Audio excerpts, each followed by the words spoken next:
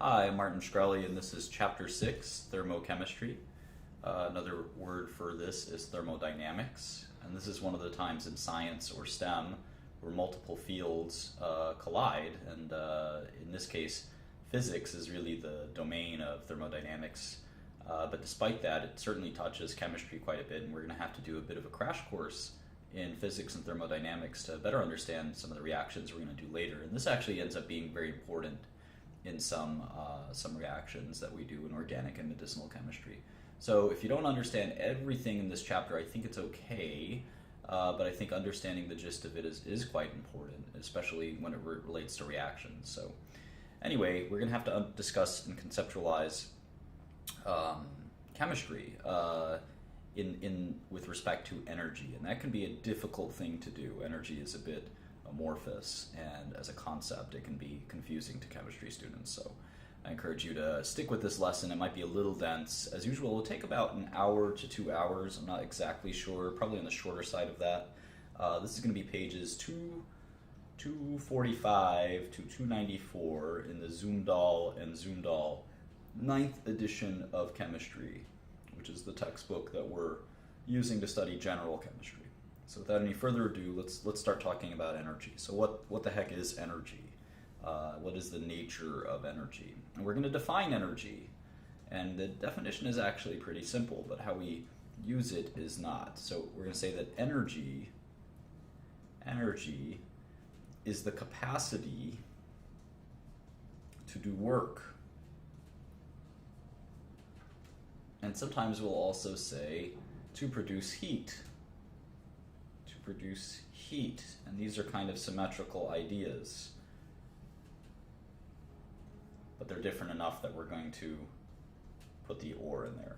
Produce heat or to do work. That's what energy is. We're going to think about that very carefully.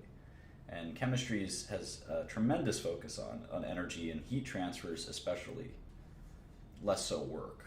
Work is the sort of domain of physics. In chemistry, we're more thinking about heat. This is really quite important. And so there is a law of conservation of energy, which is similar to law of conservation of mass, and it's that energy can't be created or destroyed. And that's an important concept to understand. It can be converted to a different form of energy. And what does that mean? Well, there's two forms of energy: potential energy and kinetic energy. And I think you've studied this term at some point in your life, kinetic, and it simply means the energy of motion or moving, right? And potential energy is what it sounds. It's energy that's due to its position. Like a boulder rolling at the top of the hill has a lot of potential energy. We'll also discover that molecules themselves, like methane, have potential energy too. And we're going to have to think about that really carefully.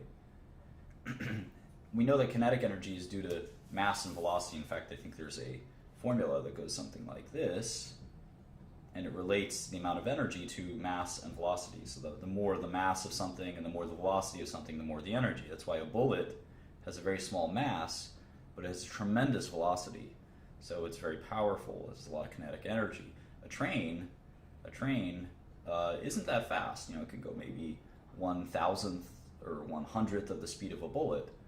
But here's the 7 train that I was used to taking as a kid. That train doesn't have as much velocity, but its mass is enormous. So this equation makes a lot of sense.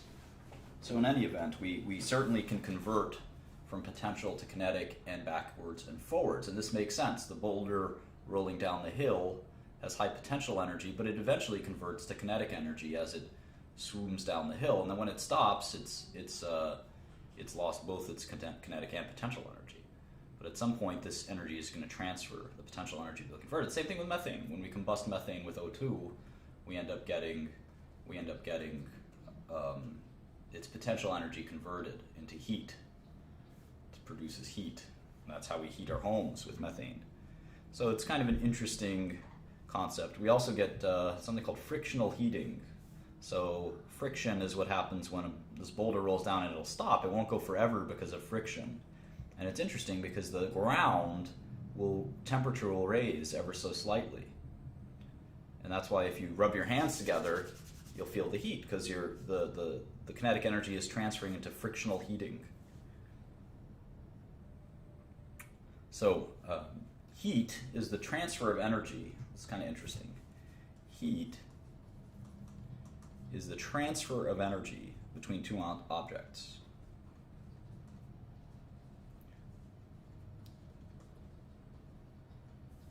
Due to a temperature difference. It's kind of interesting. It's like equilibrium concept.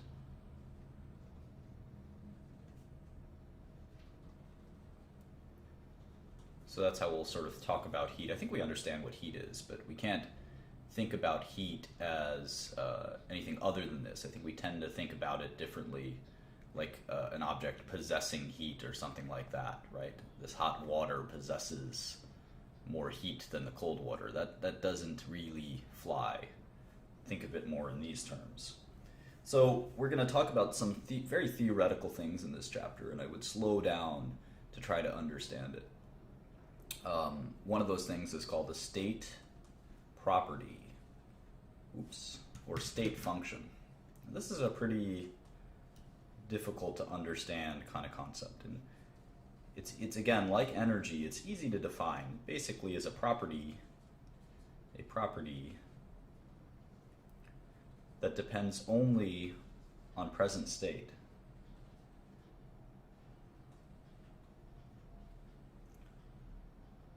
It's a property of a system that depends only on that system's present state.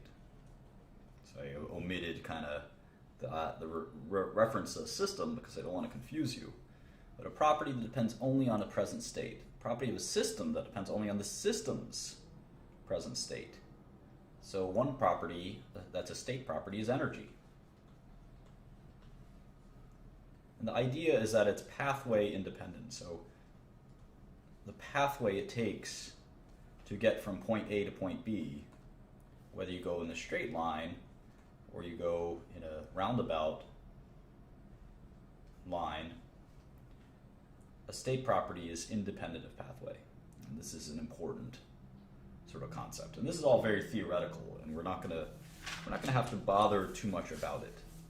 So energy is a state or state function or state property, but work and heat are not. Work and heat are not.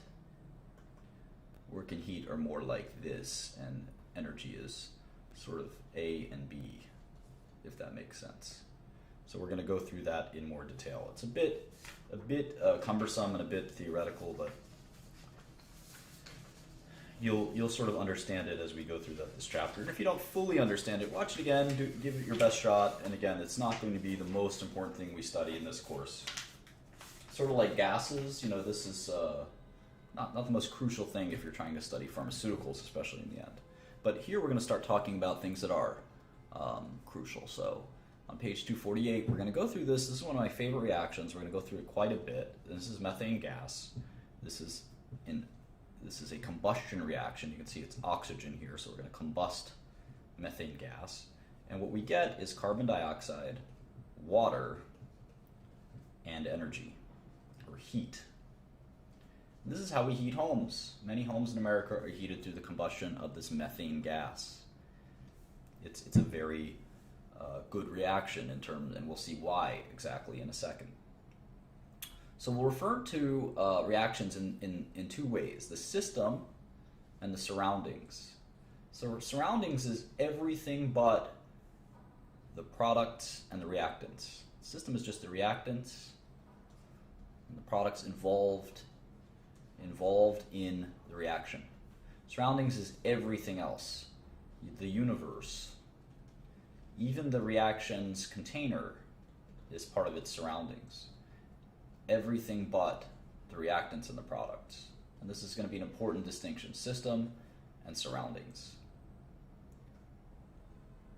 And this is fascinating because what we think about from the system's perspective is if it gives off heat, if it's going to be transferring because these are sort of collectively exhaustive, is I guess the word we use in logic.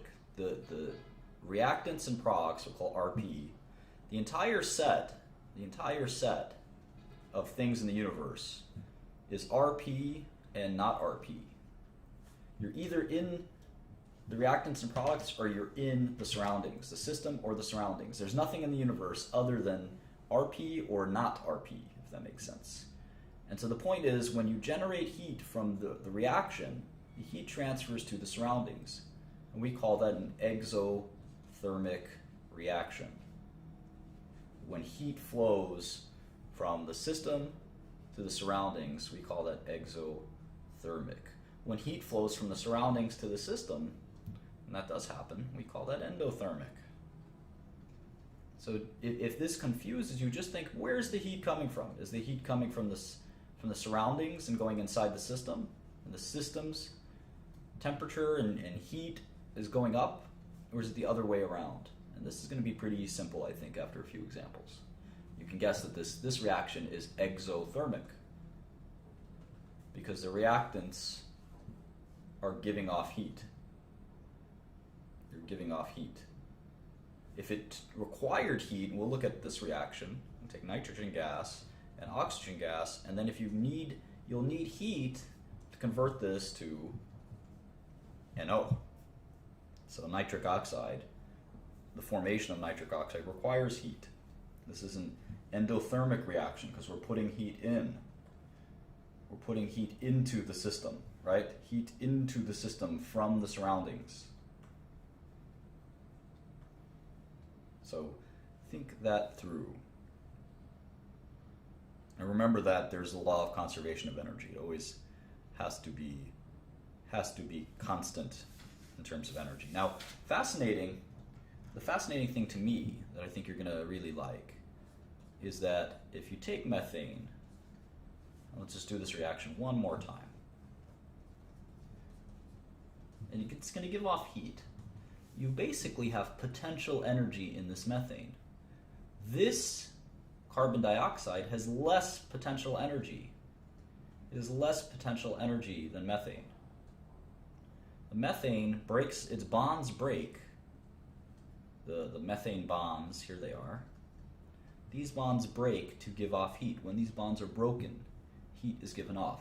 These bonds, the carbon dioxide, these are just there's much less heat in these bonds.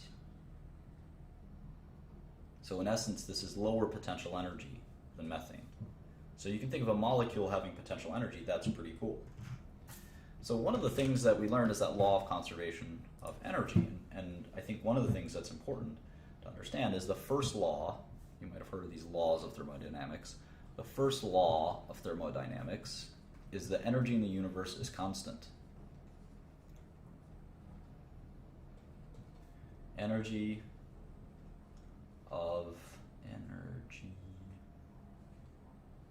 of the universe is constant. And that's quite important. All right, so now we're going to get into more theoretical weeds. And again, if I lose you, try to rewind. I'm going to go slowly. Even though this isn't a lot of material, it's going to be dense material. So we're going to give it a shot to try to understand it as best as possible. And so we're going to call a variable E. And this is important that you remember this. This is going to be called E. And it's the internal energy of a system. Internal energy, E. And please don't lose sight of this, because we're going to learn a lot of terms that are going to be a little foreign to you. It's easy to understand what methane is. It's a gas. But when we talk about conceptual things like energy and internal energy and work and pressure and volume, you might get lost because you can't sort of refer to them in real life as a tangible identity. So this is all theory, and theory is sometimes hard to master, so stick with it if you can. So the internal energy of a system, we're going to define that as the sum. Sometimes we write sum as sigma, but we can just write the sum of the kinetic and potential energies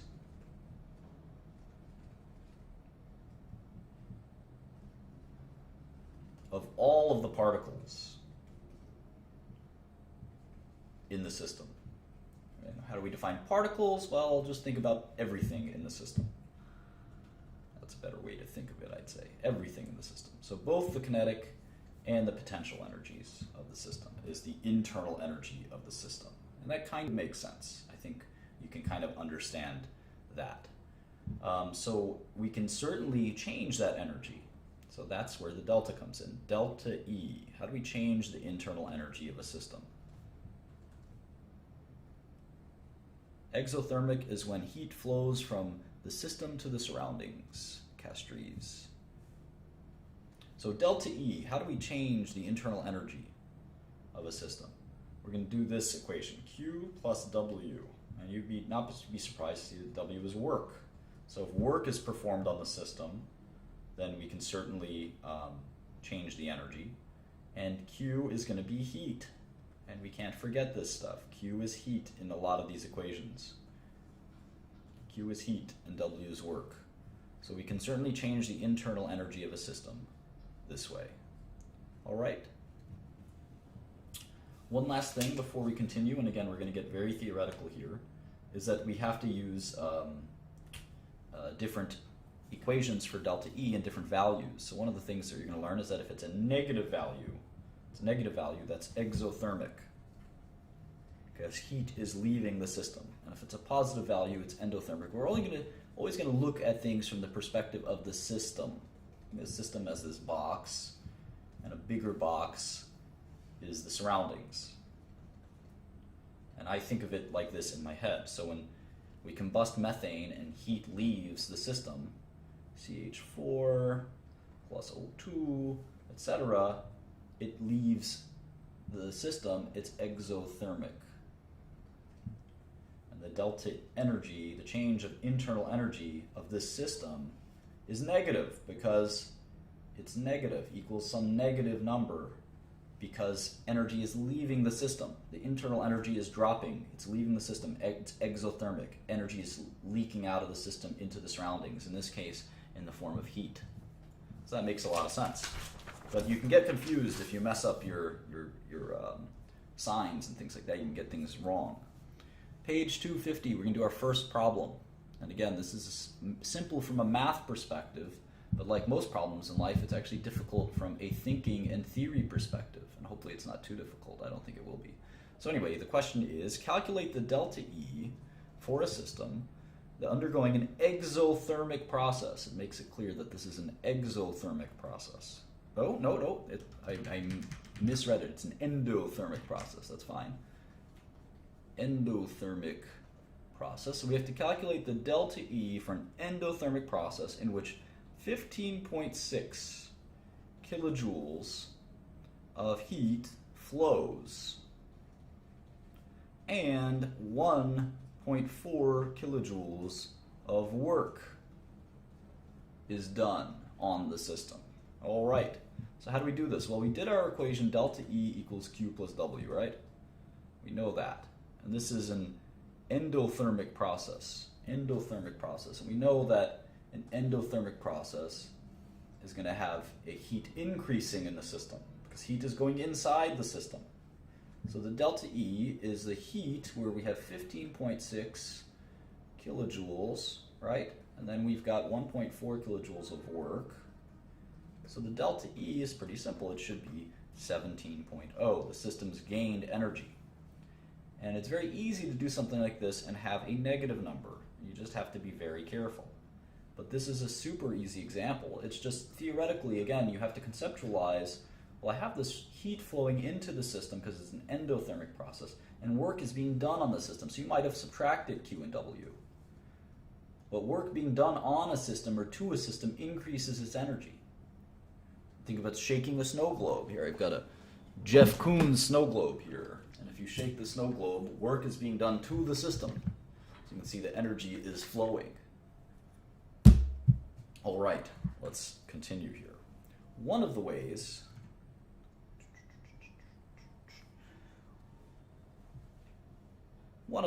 that work is done with chemistry quite often is when a gas expands or compresses. So in an engine, a good example is an automobile engine where you have a piston. Here's a piston. It's like a, much about cars, but basically I know how this works. It's the piston, here's the piston before, and here's sort of the piston after. Did my best drawing. Sorry, I'm not the greatest artist. I'm not Saul Khan. All right, and the piston compresses the air. The piston kind of forces it down. And then here, the piston is relaxed. It kind of presses up and down to compress air. So there's air in here. There's air in here, there's sort of gas. And by compressing it, you get this energy. And this is force. You get combustion. And this is how the car moves. This is pretty incredible invention. So anyway, we get this sort of complicated thing where pressure is force per over area, right? And this is sort of a compressed area. That's how the piston works, right? Delta H, you have all these equations you can do to express this. So in any event, one of the ways we can say is that delta H is the distance. So we can say that work is force times distance, or work is, in this case, is force times delta H. And in what is force? Well, force is pressure, right? Pressure times area. So you can say that work, the new Rihanna song, is pressure times area times delta H. We're going to keep transforming this mathematics to try to get a sense for all this stuff. Well, let's see. Volume is we're going to refer to as delta V. Volume is delta V.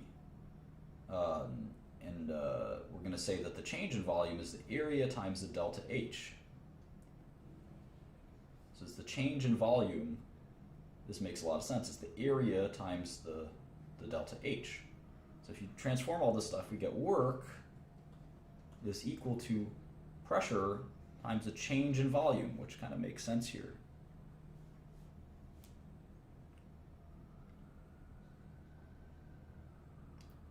So the sign is kind of interesting. So if you have the system expanding, the system is doing work on its surroundings. So the sign of the work should be negative.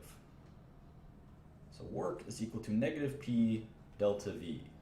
So this is how that works in sort of a gas PV problem. So let's do an example to show you how this all works.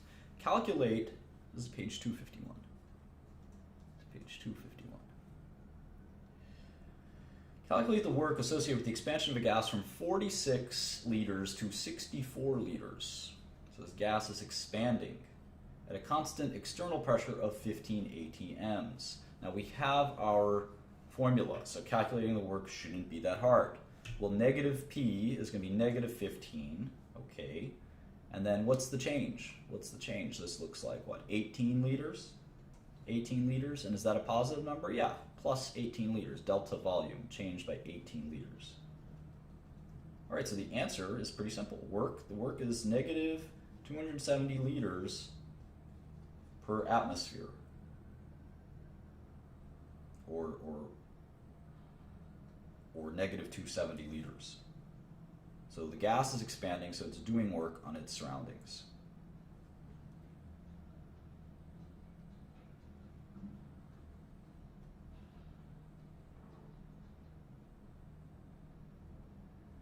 We'll do another one. Let's do another one.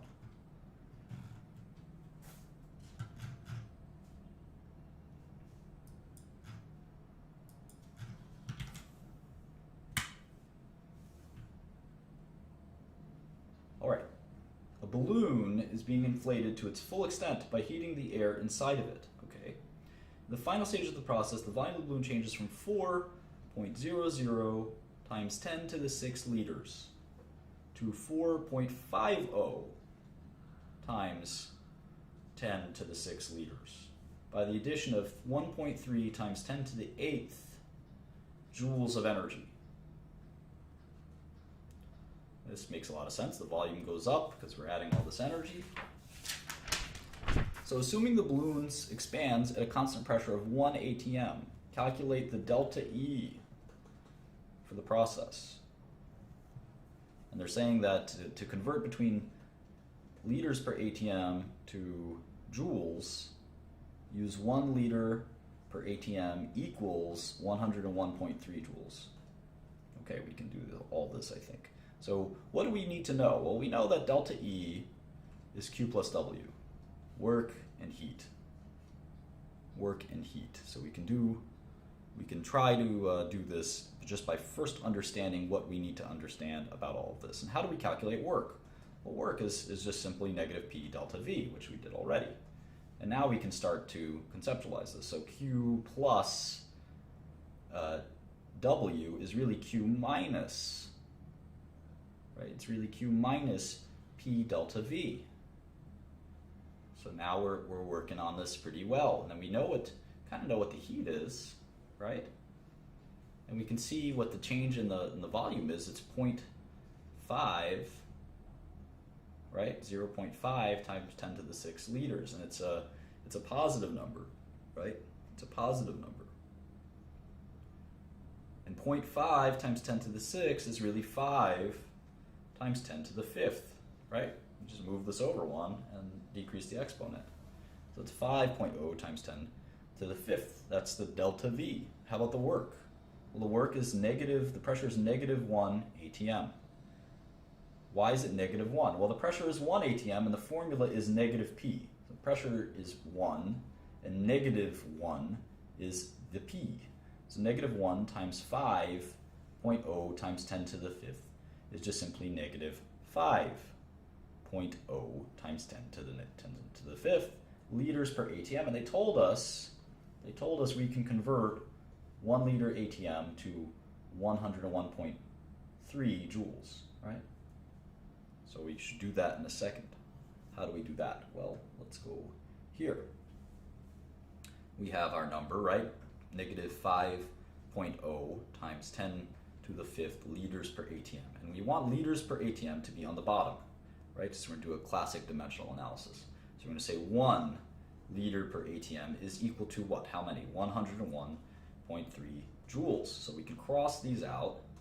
Nice. And remember, this is a very small number, right? This is a very small number. It's a negative number. It's a very large negative number, I should say, is another way to think of it.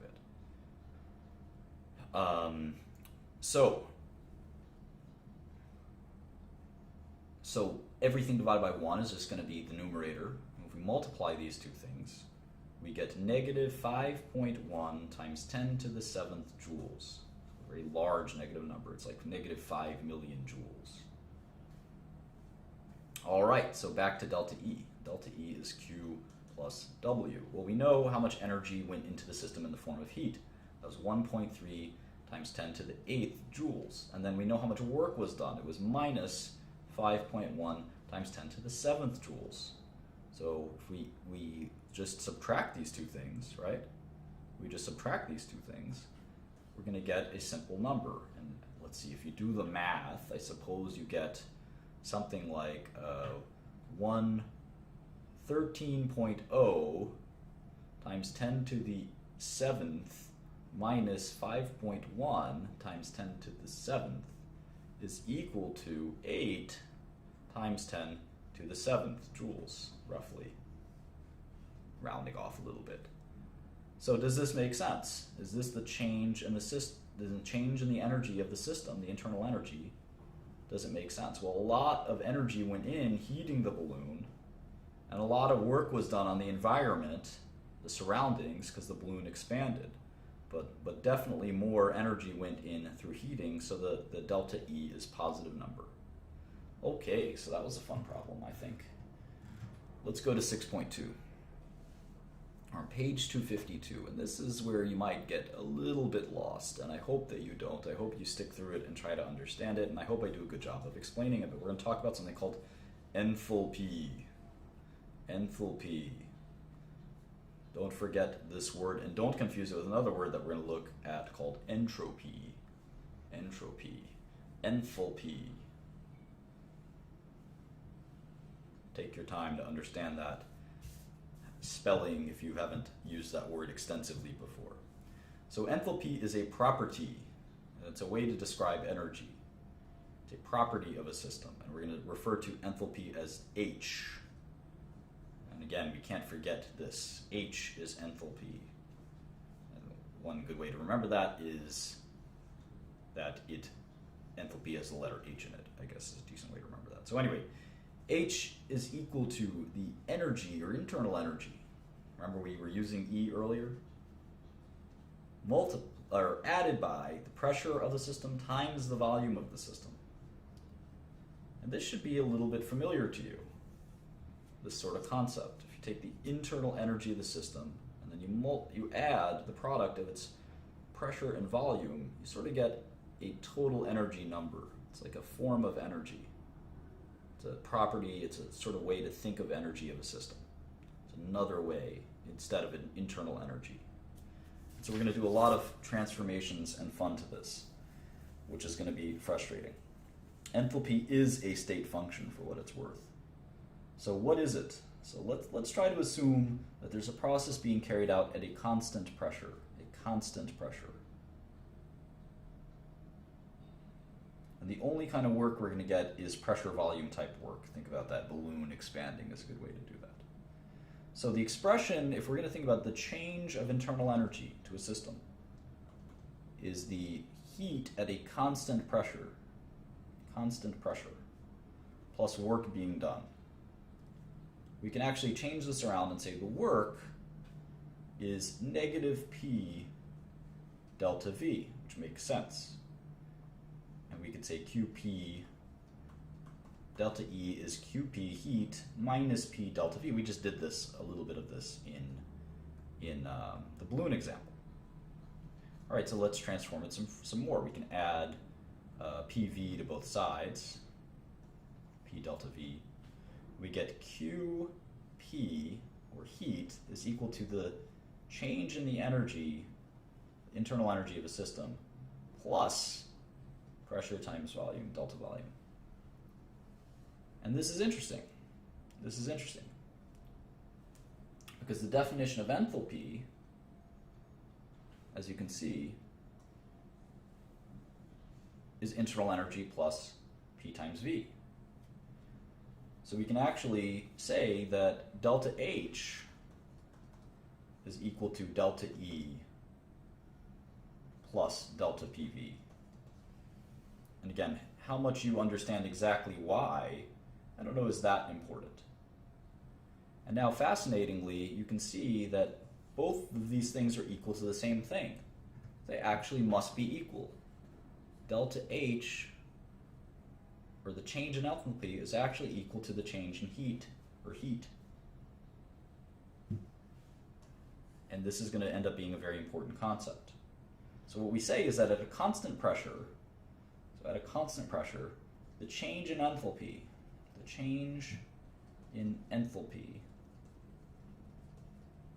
or delta H, is equal, of a system, is equal to the energy flow as heat.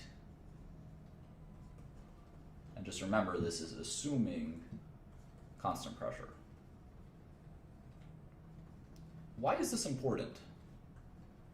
Especially to us as chemists, why is this important? It turns out that we're going to do a lot of reactions, and the delta H is going to be equal to the enthalpy of the products minus the enthalpy of the reactants.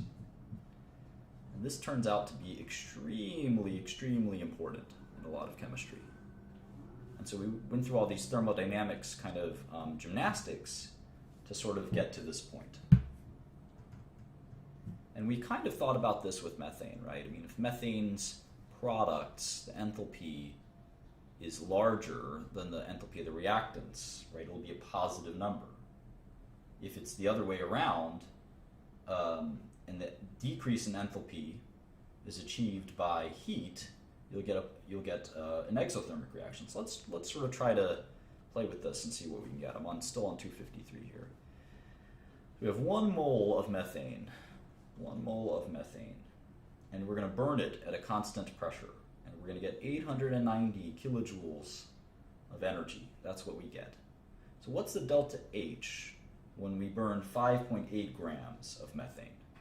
And this is a simple mole stoichiometry question, right? We know, well, 1 mole of methane is what? 12 plus 4 is 16. We have 4 hydrogens that are 1 each. We got 1 carbon that's 12 each, so it's about 16. And so 16 grams per mole, so we have less than that, right? We have 5.8 grams of methane. 5.8 grams of methane. We can put 16 grams is equal to 1 mole. And so if we cross out grams of methane, we get 5.8 over 16, which is what? 0.36. This is how many moles we've got. 0.36 moles of methane. And so we know that when we burn it, we get an exothermic reaction, negative 890 kilojoules per 1 mole of methane being burned. We can cross out 1 mole of methane. We multiply 0.36 by negative 890 kilojoules, and we get negative 320 kilojoules. And so the delta H is equal to the heat flow, and change in enthalpy is equal to the energy flow as heat. So delta H, you don't have to do anything to calculate products or reactants, just know that it's negative 320 kilojoules. That was the heat flow of the reaction. The system lost 320 kilojoules because we burned, right? We burned the methane, and heat left the system.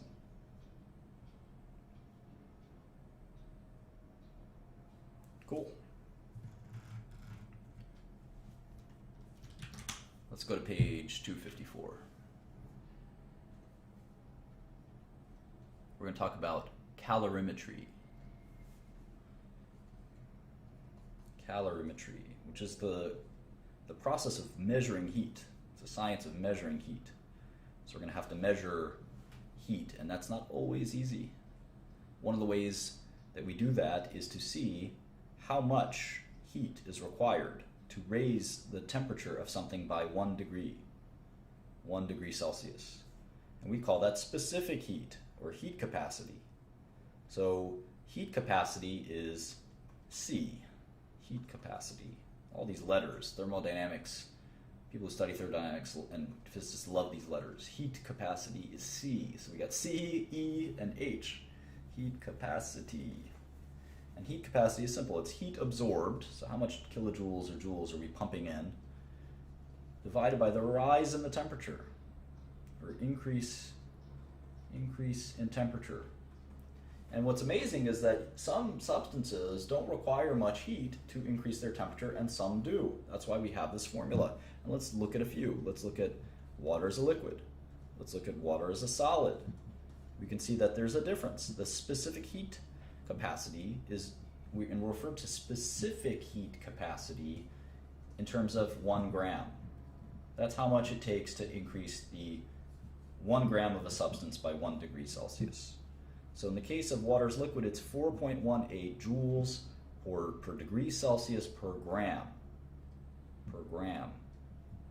And in the case of water as a solid, it's 2.03. So you can see that it's harder, it takes more energy to increase the temperature of water as a liquid than as a solid, like an ice cube. It takes twice as much energy. Isn't that interesting? How about something like aluminum? Aluminum as a solid. It doesn't take much energy at all to increase the temperature of aluminum. And we'll study why maybe a little bit later. So if we study this on a per mole basis instead of a gram basis, we'll call that the molar heat capacity. The molar heat capacity. And I'm not going to go into too much details into how we use calorimeters and do calorimetry, but let's do some examples. I'm on page 255. So we're going to mix 50 milliliters of 1 molar hydrochloric acid at 25 degrees Celsius with 50 milliliters. This is a fun reaction of 1 molar sodium hydroxide, also 25 degrees Celsius. And the calorimeter increases its temperature from 25 degrees Celsius to 31.9 degrees Celsius. we know that the reaction that is happening here is, of course, protons and hydroxide ions are becoming water in the liquid form. Remember that these are always liquid. You know, the sodium, the reactants are in a liquid form. So heat is being released. So this is an exothermic reaction, right? The temperature is going up. We know that much already. This is an exothermic reaction. And in fact, this is kind of an explosive reaction, as you can imagine.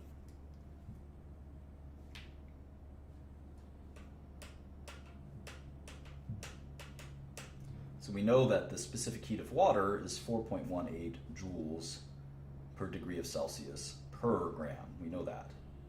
So we can start to calculate the energy released by the reaction, right?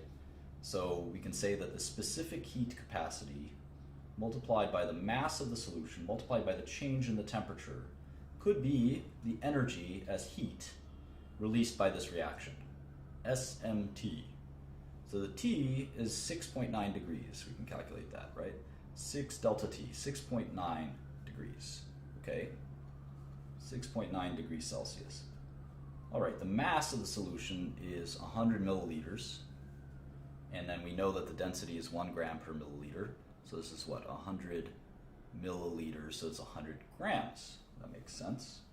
That makes sense. 100 grams. And we know the specific heat is 4.18 joules per degree of Celsius per gram. So we've got grams to cancel out, and we've got degrees of Celsius to cancel out. So we can actually just multiply all this stuff. We can multiply all this stuff.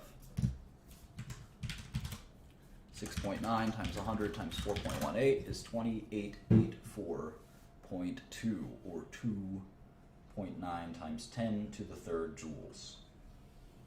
This is how many joules are being released in this reaction. So we use the specific heat to get that answer, and I think that's pretty neat. So if we use twice as much, if we used 100 mils of each, how much heat would be released? This is interesting. It's actually twice as much, because heat of reaction is an extensive property. Extensive property. We're learning this term for the first time. And it depends on how much, right? Whereas an intensive property doesn't depend on it. Like the temperature, or the color. A blue thing is blue whether you have a lot of it or not a lot of it. Density. The density of water is always the same whether you have an ocean or one drop of water. But an extensive property depends on how much. A good example is mass. Mass. So let's look at the preceding experiment. We had 50 milliliters of water, right? Or 50 milliliters of hydrochloric acid. Of course, we got to convert that. We got to convert that to liters. That's easy to do. 1 liter is 1,000 milliliters. And then we're going to realize that those 50 liters, we had a mole of hydrogen per liter. Per liter. So we actually, a mole of hydrogen ions in that hydrochloric acid. So we actually had 5.0 times 10 to the negative second moles of protons. And this is interesting, what they're doing here. So we know that 2.9 times 10 to the third joules were released, right? And it's interesting, they were released when this many protons were in the reaction. 10 to the negative second moles of hydrogen ions. So we actually can see that it was 5.8 times 10 to the fourth joules per mole of proton.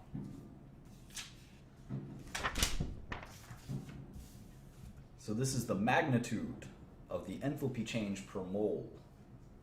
Per mole, and we're going to do that a lot in chemistry. So this is 58 kilojoules per mole. 58 kilojoules per mole. So the delta H of this reaction is negative 58 kilojoules per mole.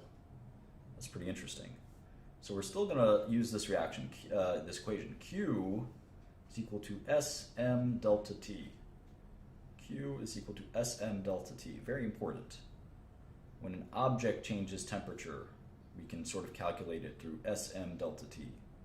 So let's do some problems. Let's see if we can do this big problem all in one page. I hope so.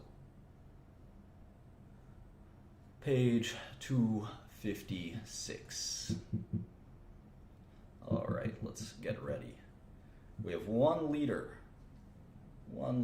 of barium nitrate, of 1 molar barium nitrate. We know that is BaNO32. This is a solution at 25 degrees Celsius. And we're going to mix it with 1 liter of 1 molar, and they're making it nice for us, sodium sulfate, Na2SO4, at 25 degrees Celsius in a calorimeter. When we get the white solid of barium sulfate, makes sense. Guess this is this the precipitate? I don't know, maybe. And the temperature of the mixture increases to 28.1 degrees Celsius. So automatically in your head you say, okay, delta T is going to be 3.1 degrees Celsius, right? Assuming that the calorimeter absorbs no heat, the specific heat capacity of the solution is 4.18 joules per degree Celsius per gram. The density at the end is 1.0 grams per milliliter. What is the enthalpy change per mole? What is the enthalpy change per mole? All right, so we want the enthalpy change per mole of barium sulfate formed. This is going to be a lot of fun. So, how are we going to do all of this? Well, let's see. Barium is going to be the ion, right, in water. And then sulfate is going to be the anion, and they'll form this BaSO4.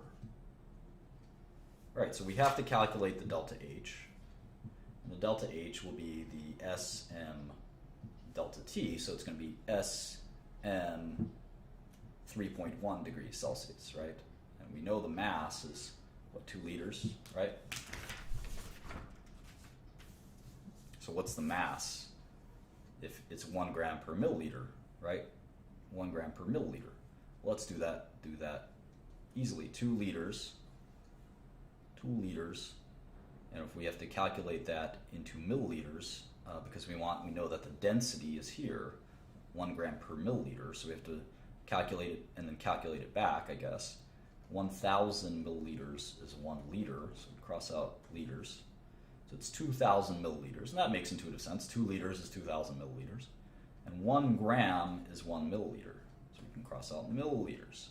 So we see that it's 2,000 grams. 2,000 grams, or 2.0 times 10 to the third grams. So we actually have got mass now too. So it's S, which is specific heat, times 2.0 times 10 to the third grams times 3.1 degrees Celsius. So what's the specific heat? Well, we know what that is. That's just 4.18 joules. So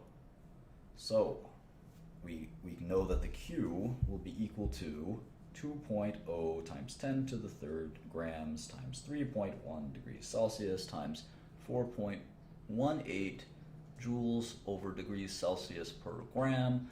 We don't need grams anymore as a unit. We don't need degrees of Celsius anymore as a unit. We just need the product of all this stuff. So that is 2 times 3.1 times 4.18, or 26 times 10 to the third.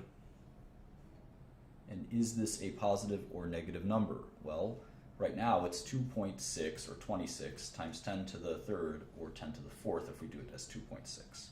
So the Q is also, the pressure is constant, so Q equals QP, which is delta H, is negative 2.6 times 10 to the fourth, because that's how much we're giving off, right? That's how much we're giving off in heat. That's because the heat is increasing, right? The heat went from 25 to 28.1. Cool.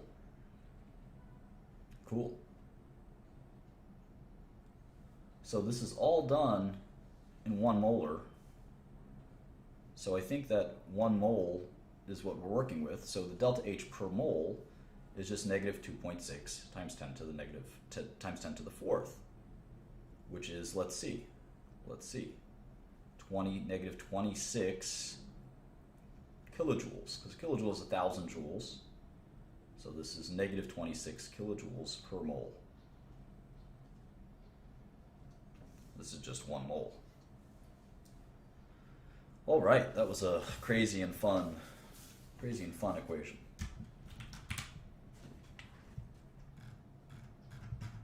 I know that we need to do more of the same. I don't think so. Let's skip ahead. Let's skip ahead to Hess's law.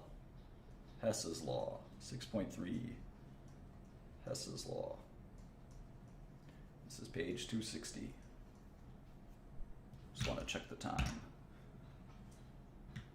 I've gone for about an hour now, with probably another half an hour to go.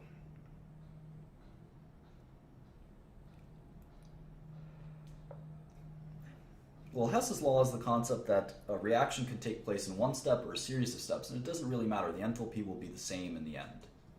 And that's because of the state function. So let's use an example to illustrate this. One of our favorite examples is the formation of nitrogen dioxide. So we take nitrogen gas, we take 2 molecules of oxygen gas, and we get 2 molecules of nitrogen dioxide. And the delta H of this step, we'll call it delta H1, is 68 kilojoules. So it requires heat. We need to put in heat. We need to put in 68 kilojoules. Okay. Let's keep looking at this. So we're oxidizing nitrogen, so we need heat. That makes a lot of sense. All right, so let's break this down. Nitrogen gas plus oxygen gas will yield nitric, right? Nitric oxide, nitrogen oxide, nitrogen monoxide, I guess. And the delta H of that requires a ton of heat, 180 kilojoules. But when we take that nitric and we combust it, this is pretty interesting. To get to nitrogen dioxide, the delta H of that, the third step, is actually very exothermic. It releases a ton of energy. So the net reaction, which is actually just this guy, delta H2 plus delta H3 is going to be equal to 68 kilojoules. And this sort of makes sense from a conservation of energy perspective, but we like to call it Hess's law. Hess's law. So these enthalpy changes are going to be pretty important. And so they give another example, which isn't surprising. And in fact, it kind of shows that you can reverse all of this. If you reversed all of this, it would be negative 68 kilojoules. So if you took nitrogen dioxide and you decomposed it back into its original form, so it would be the other way reaction. And that makes a lot of sense. So let's continue.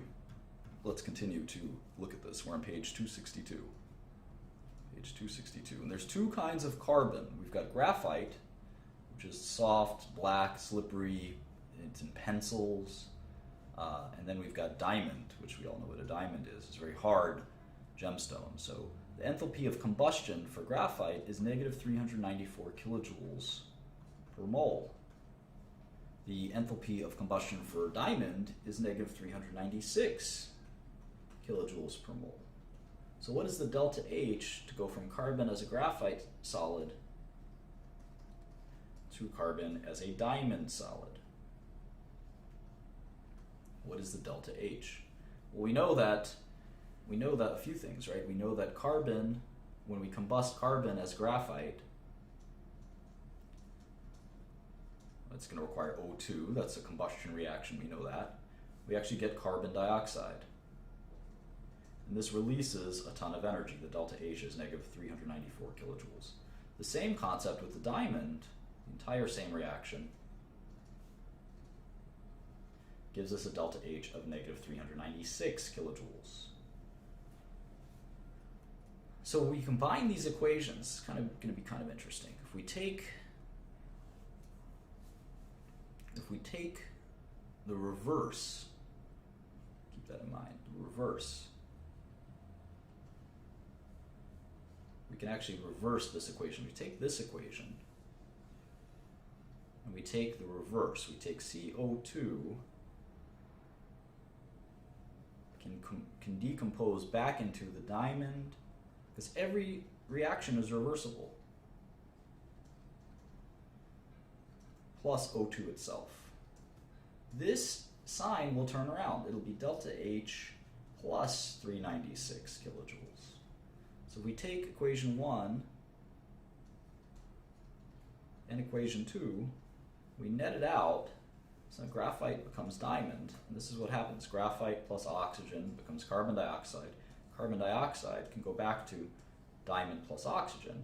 The net amount is 2 kilojoules. Negative 294 plus 396 is 2 kilojoules per mole of graphite to make diamond.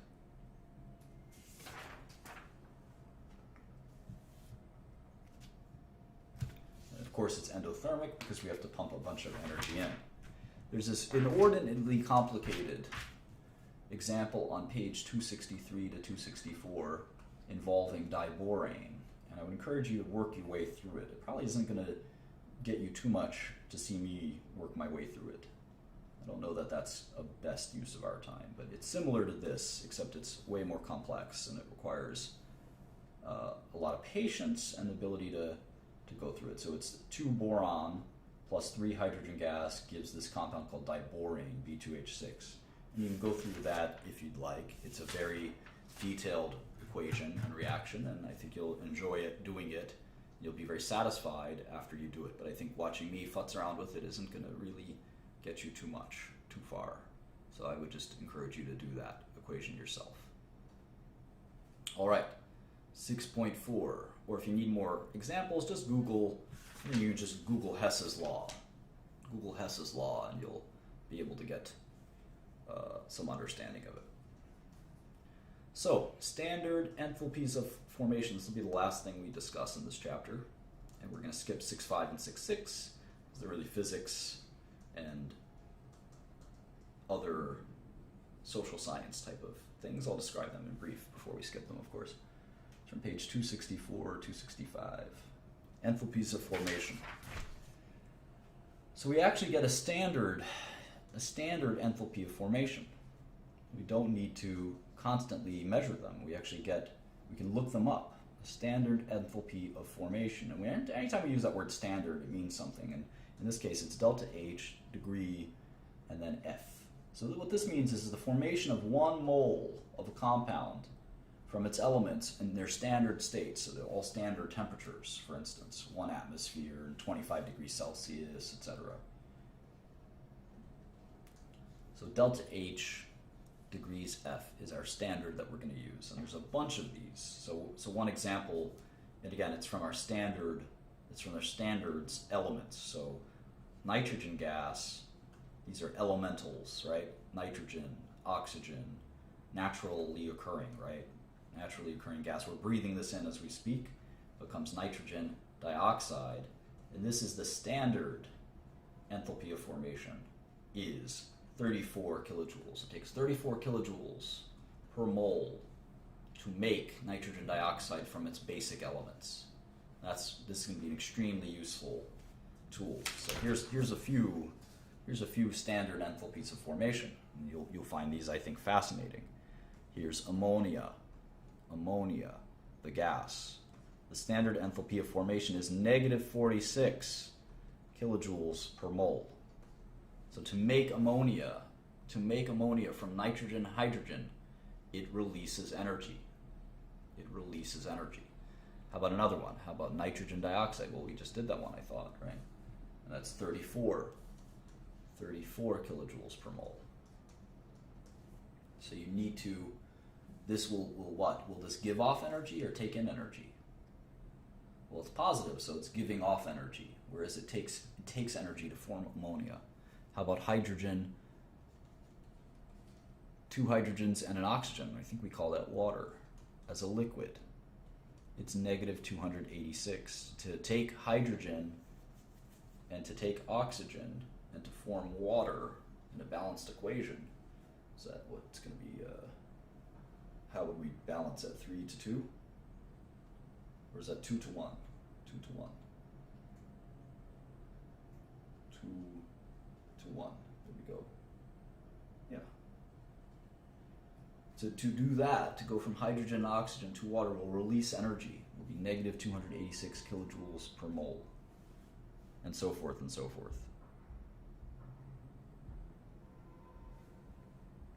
And so, interestingly, if we look at methane, CH4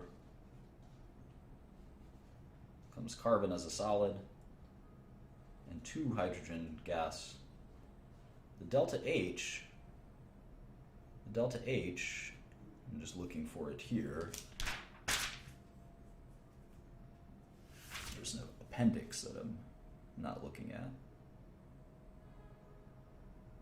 Well, the formation of methane from its elements is the standard enthalpy, right? And that, delta H, of course, is exothermic. It's negative 75 kilojoules per mole. Releases energy. So the reverse reaction takes energy. It's 75 kilojoules. It's negative delta H, standard enthalpy. So keep that in mind as you think through sort of taking methane apart will require a bunch of energy. Putting it together takes in a lot of energy, or gives off a lot of energy, I guess is the way you can think of it. So 75 kilojoules per mole is a lot of energy. It's a lot of energy.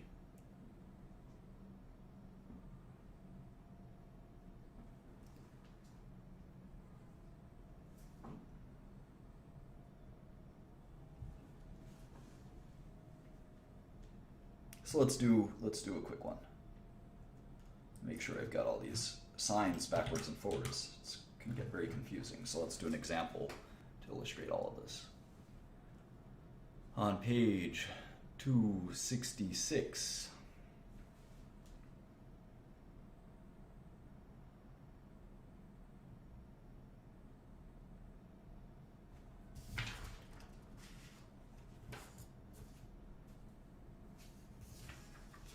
we're going to do the methane experiment very slowly.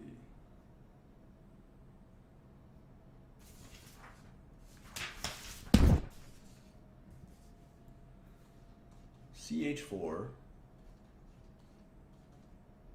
is combusted.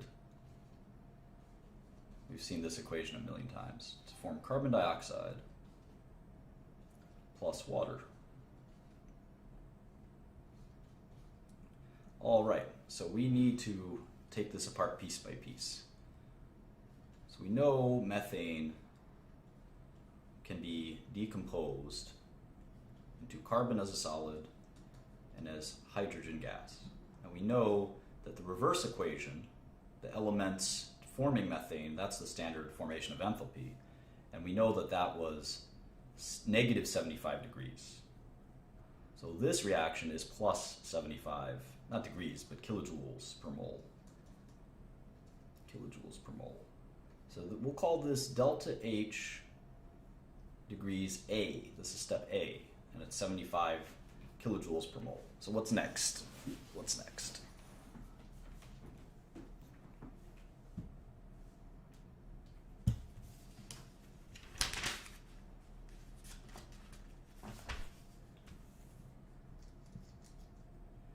Oxygen,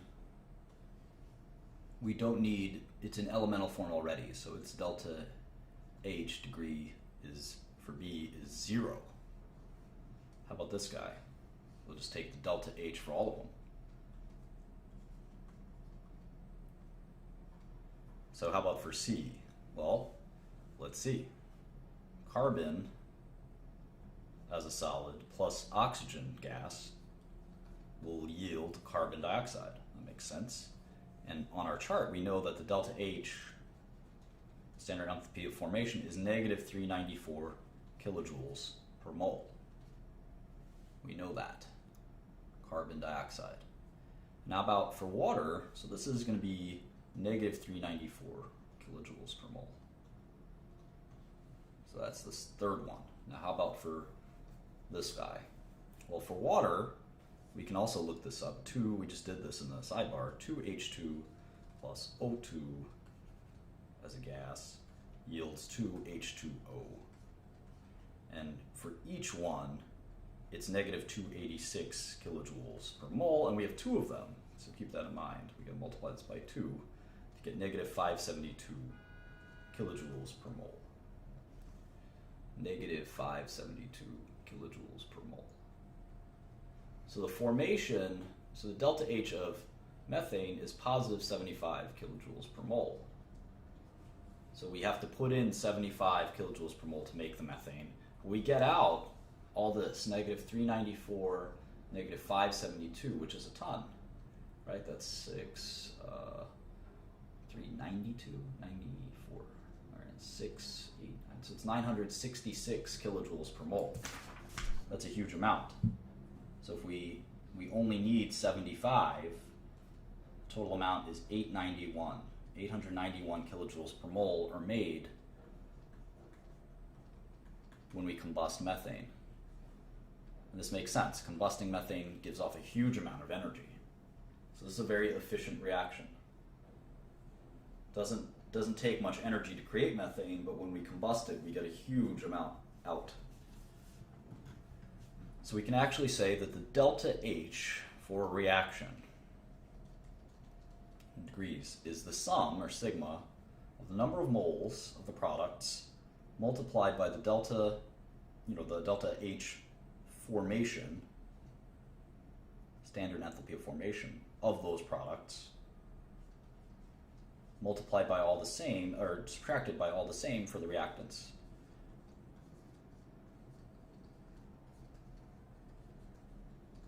And this is what we just did, and this makes a ton of sense.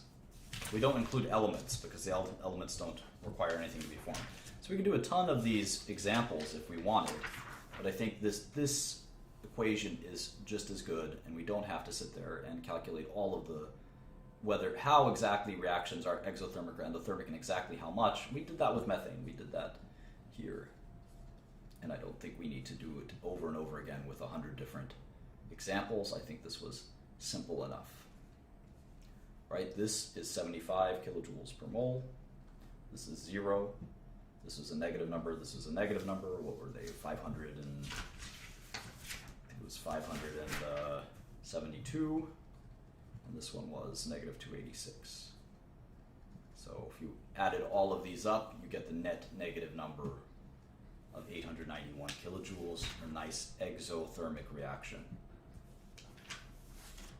And this is pretty cool because basically it says that the formation, delta H degree F, the standard enthalpy of formation, can tell you how the reaction, how exothermic and endothermic it's going to be. You don't have to predict it any other way other than just adding them up, which is pretty neat. So 6.5 and 6.6 talk about fossil fuels. Fossil fuels and alternative sources of energy. If you're going to get into the energy field, you can do that, and this is the cool thing about chemistry. You can get into energy, you can get into semiconductors, you can get into plastics and materials, all kinds of things. We're studying chemistry to do organic chemistry,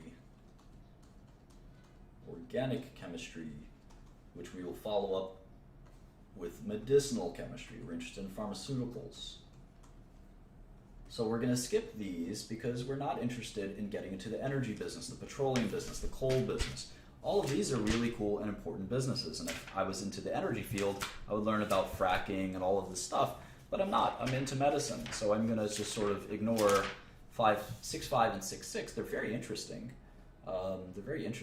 But not for us in the scope of this conversation. And they don't do too much. They don't teach you much other than how fossil fuels like coal and things like that work, or fossil fuels like, fossil fuels like petroleum and natural gas and coal and things like that work, and how do we use coal in new ways and all this stuff. Hydrogen as a fuel potentially. And they do some enthalpy, real-world examples of some of the standard formations of enthalpy. So anyway, this is a difficult chapter, obviously not the most fun, very theoretical, very far afield from what we normally will look at. Chapter 7 was worth the wait. We're going to talk about atomic structure and periodicity. Chapter 7 is going to be a lot of fun. Chapter 8, we're going to talk about bonding, and then we can kind of go from there into chapter 9, which is more bonding, covalent bonding. And then from there, we have a pretty good preview of organic chemistry. We might even start organic chemistry. Chapter 10, we talked about intermolecular forces. So we're going to have a lot of fun in the next 2 or 3 chapters talking about real-world kind of hardcore chemistry, organic chemistry, previews, and things like that. So we're going to have a lot of fun in the next 3 or 4 chapters, and those are my specialties. So anyway, thank you so much for joining. We'll see you in chapter 7.